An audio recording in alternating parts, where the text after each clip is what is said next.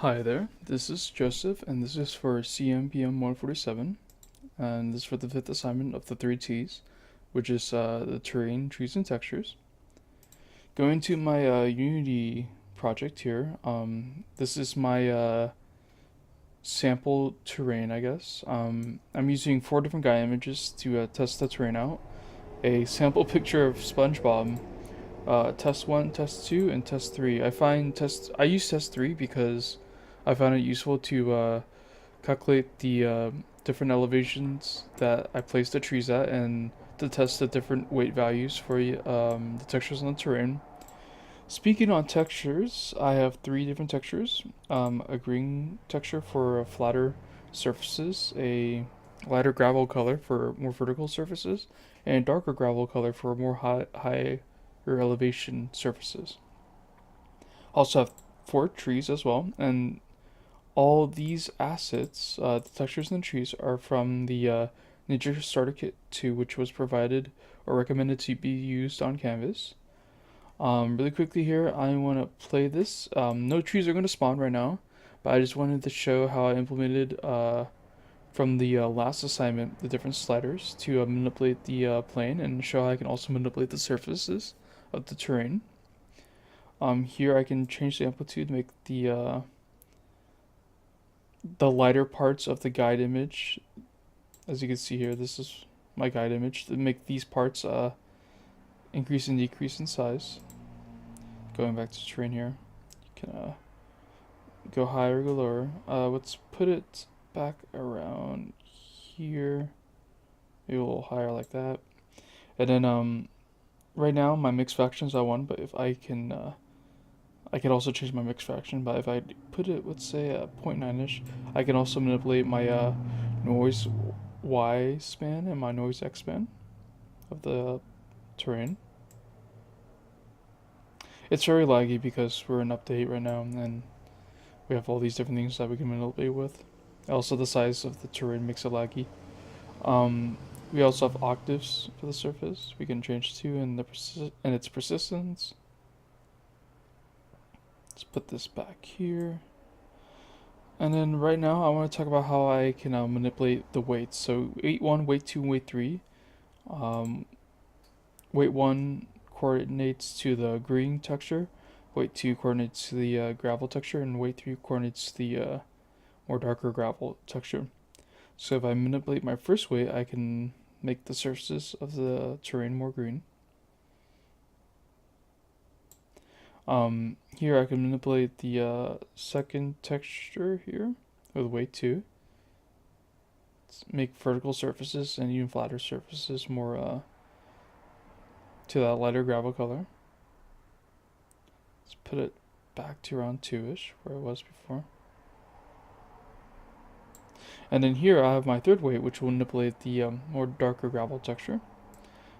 Can make it disappear like that, or I can increase it here too.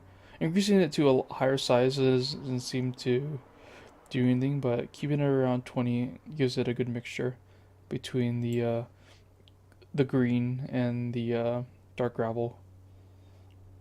And yeah, that's how I manipulate my weights and my noise on my terrain. I'm going to go back here, and then I am going to go into my code here and change how I play this. So comment this out, and then in start we're going to start calling our trees here. It'll definitely make this a lot less laggier. To talk about, I guess, my trees, I have this function of place trees across terrain, and I have 4 different if statements, which will get the we'll use the get pixel b, which is a float variable that will get the nonlinear pixel positions using the get pixel by linear function from Unity. And basically, these pertain to each of the 4 different trees: the first tree, second, third, and fourth. And then here, this is for sorry, this is to manipulate for this is for any surface. You have a less than a 5%. You have at least a 5% chance of spawning a tree. If we could go any higher, we'll at every pixel get some sort of tree, and it'll the whole terrain will be just covered with trees. Here, this is for spawning trees. If the pixel is at a higher elevation of 60, and this is for if the for the third tree if it's lower than 60, and for my final one, this is for trees for the flat surfaces only, and this is for the fourth tree. And then they each call 4 different functions, which then are these are functions are this type of function was actually provided by Canvas on one of the slides, which I didn't use, and this is for each placing each tree on the terrain, and that's how I place my trees. So let's just run this really quickly, and let's walk around the world.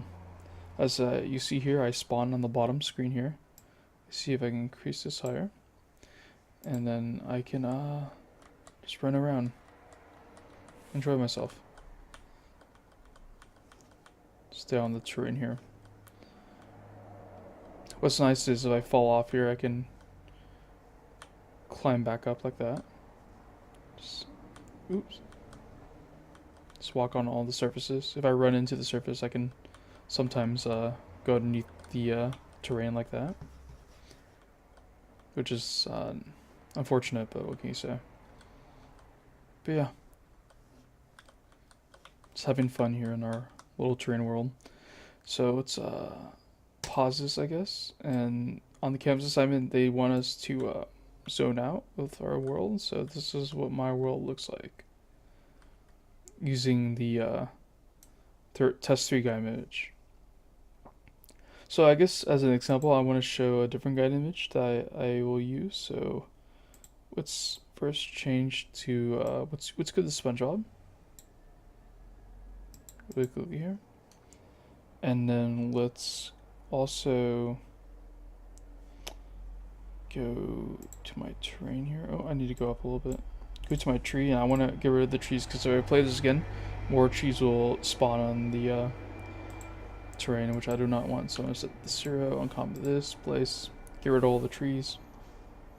Let my baking finish, and also to note, to get this get pixel B pixel position, I basically create a new texture 2D guide image, which will then, it's a separate guide image which will then get the picture, which will get the pixel position off that guide image to grayscale, and then it will do that to then place the trees here. If I then go here, let's play this. As we can see here, more trees spawned in this world, and we also can just like walk around this world too. Just have a fun time walking around SpongeBob's world.